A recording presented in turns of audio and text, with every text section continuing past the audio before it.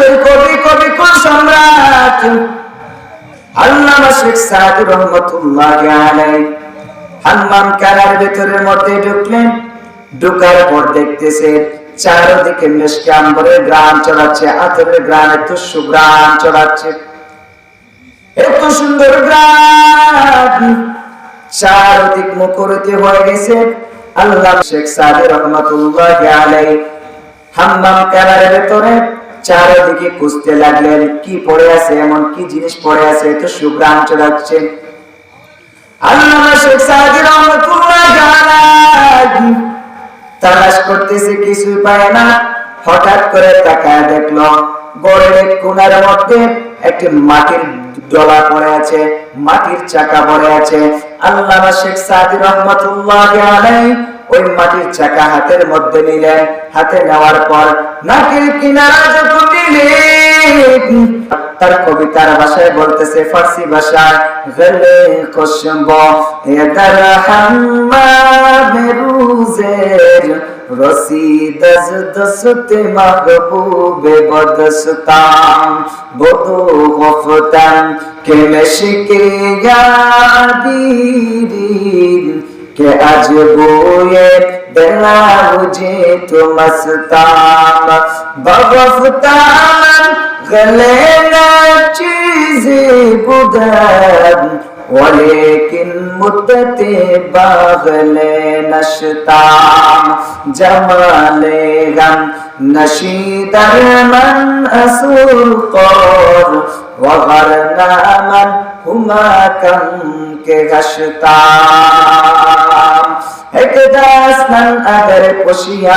হেরিনু মাটির ডেলা হাতে নিয়ে দেখিনু তারে রয়েছে সুবাস মেলা। কহিনু তাগারে কষ্টরে তুমি ওগো তুমি কি আতুরদার, তোমার গায়ে সুবাসে ভরা ওগো তুমি কি গুলিস্তান।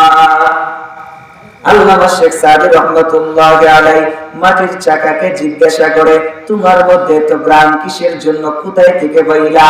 মাটির চাকা জবাব দিয়ে বলে, রে আল্লামা শেখ সাদী, আমি অতি নিচু মানের মাটি, তবে ফুল গাছের গোড়ায় ছিলাম, তাই ফুলের সুবাসে হয়ে গেল। একটা ফুল গাছের নিচে আমি ছিলাম, একটা ফুল গাছের সঙ্গে আমি মাটির চাকা কিছুদিন যাবত রয়েছিলাম, এজন্য ফুলের গ্রামটা আমি মাটির মধ্যে চলে এসেছে, আমি মাটির মধ্যে পয়দা হয়ে গেছে ফুল গাছে ঘুরে থাকার কারণে।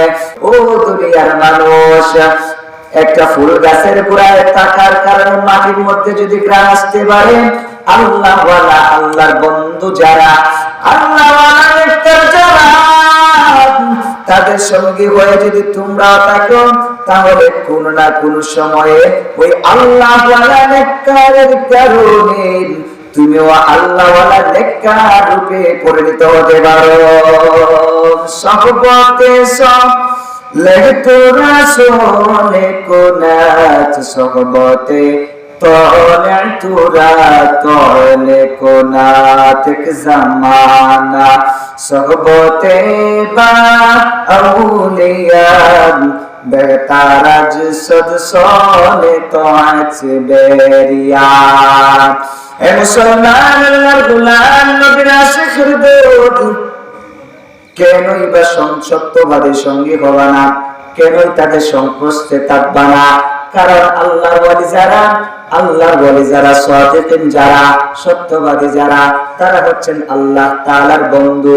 আলা ইন্না আউলিয়া আল্লাহি লা খাউফুন আলাইহিম ওয়া লা হুম ইয়াহজানুন।